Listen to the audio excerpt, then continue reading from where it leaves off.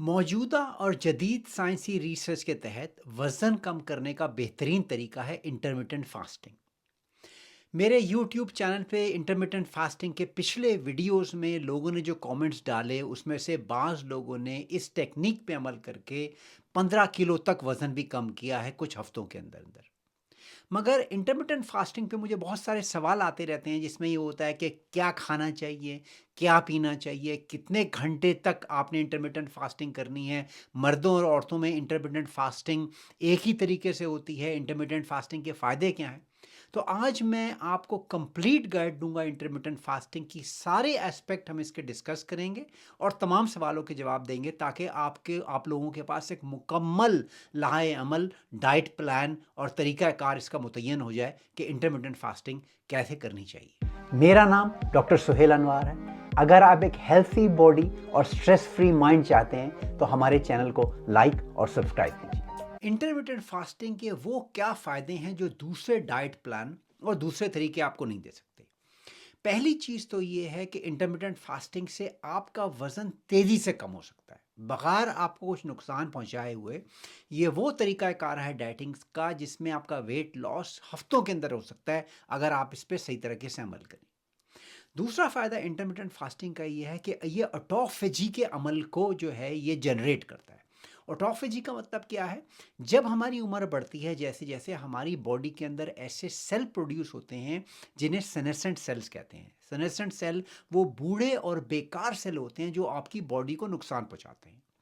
जब आप intermittent fasting करते हैं तो आपकी बॉडी इन सेल्स को आपके जिस्म से रिमूव कर देती है। आपकी जिल्द अच्छी हो जाती है, आपके बाल लंबे और मजबूत हो जाते हैं, आपकी आंखें चमकने लगती हैं, आपके जिस्म से बीमारी जैसे diabetes, high blood pressure, hypertension और गुर्दों की बीमारियां, जिगर की बीमारियां, ये चीज़ें ख़त्म होने लगती हैं। तो ओवरऑल ना सिर्फ वज़न कम करते हैं बल्कि आप तंदुरुस्त हो जाते हैं, आप अच्छा महसूस करने लगते हैं। ये वो फ़ायदा है जो बाकी डाइट प्लान आपको नहीं दे सकते। इंटरमिटेंट फास्टिंग का तीसरा फ़ायदा ये है कि आपकी मेंटल क्लैरिटी करती है, यानी कि जब आप फास्ट कर रहे होते हैं, आप भूखा रह रहे होते हैं तो आपका दिमाग तेज़ हो जाता है, मेंटल फॉग कम हो जाती है। बाज़ लोगों को फिर ये इंप्रेशन होता है कि जब मैं जी भूखा होता हूँ तो मेरा जो है ना मुझे सर में चक्कर आने लगते हैं और दर्द होने लगता है मुझे सर में। ये तमाम नफ्सियाती और साइकोलॉजिकल चीज़ें हैं क्योंकि हमें खाना खाने की इतनी आदत होती है कि हम भूखा रहना बर्दाश्त नहीं लगते और हमें लगता है कि हम कमज़ोर होते जा रहे हैं।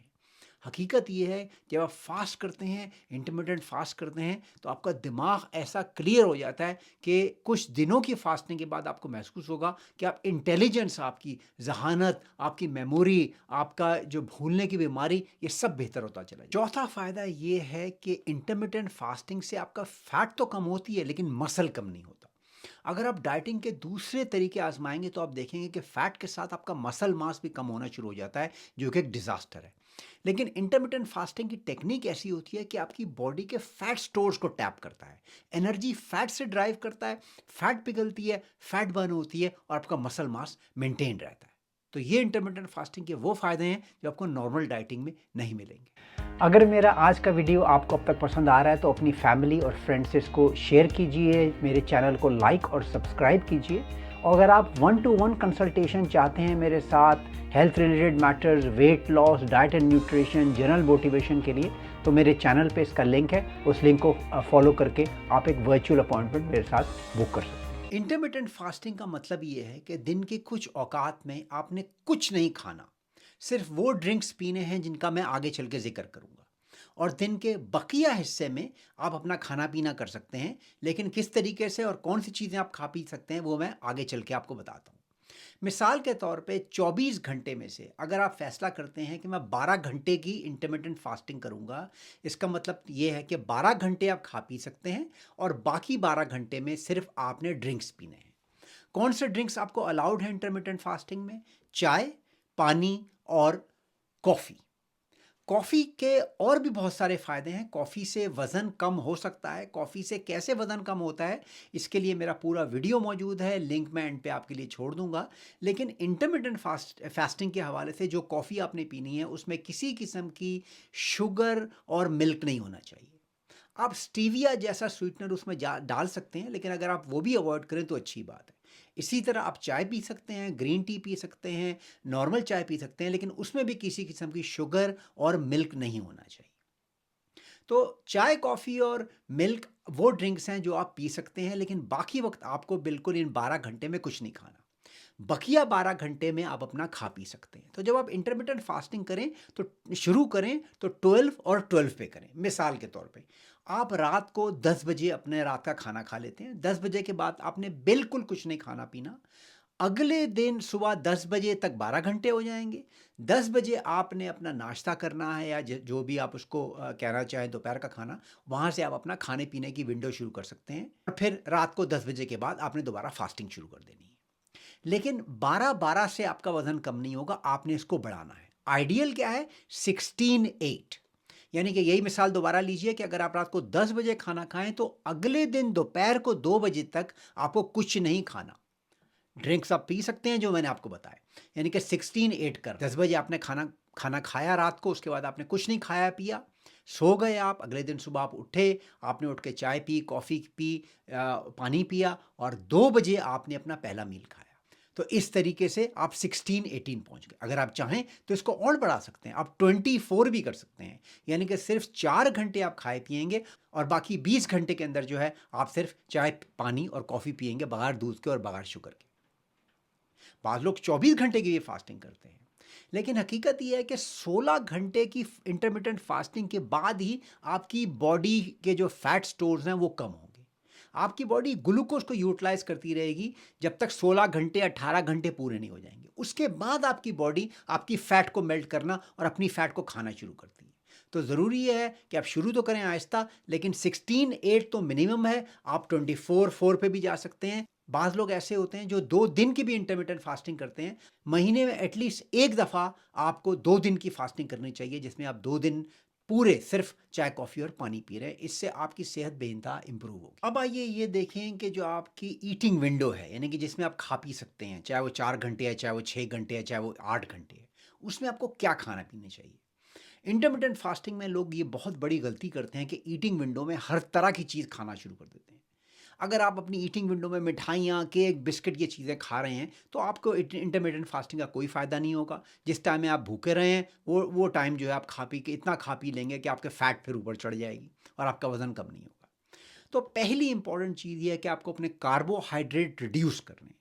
50 ग्राम से ज़्यादा कार्बोहाइड्रेट आपको नहीं खाने चाहिए। कार्बोहाइड्रेट क्या होते हैं? तमाम मीठी चीज़ें, तमाम रिफाइंड शुगर, केक, पेस्ट्रियाँ, बिस्किट, ये सब कार्बोहाइड्रेट में आते हैं। जलेबियाँ और तली हुई चीज़ें, ये तो आपको बिल्कुल बंद कर देनी है।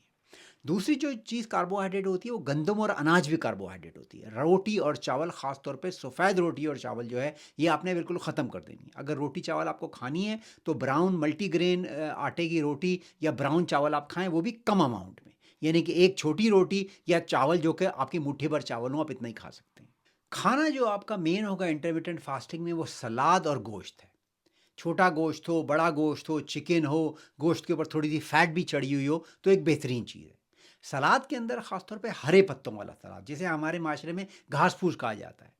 लेकिन आप किसी किस्म की भी सब्जियां खा सकते हैं, अनलेस कि आप बहुत ज़्यादा शलजम या आलू, ऐसी चीज़ें जिनके अंदर स्टार्ची कार्बोहाइड्रेट होते हैं, इनको अवॉइड करें। मगर किसी किस्म की भी आप सब्जियों का सलाद बनाएं, चाहे उसको पका लें, एज लॉन्ग कि आप उसको उसको तेल के अंदर नहीं पका रहे, हल्का सा आप उसको लाइट फ्राई कर रहे हैं या कच्चा सलाद ही आप खा रहे हैं, तो आपके लिए बेहतरीन है। तो मेन कॉन्स्टिट्यूएंट्स क्या हैं आपके? सलाद, सब्जियां और गोश्त।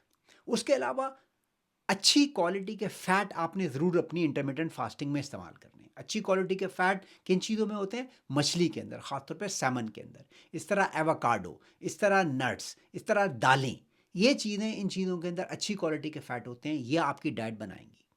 एग्स बेहतरीन सोर्स है तमाम विटामिन, मिनरल्स और अच्छी क्वालिटी का फ़ैट का।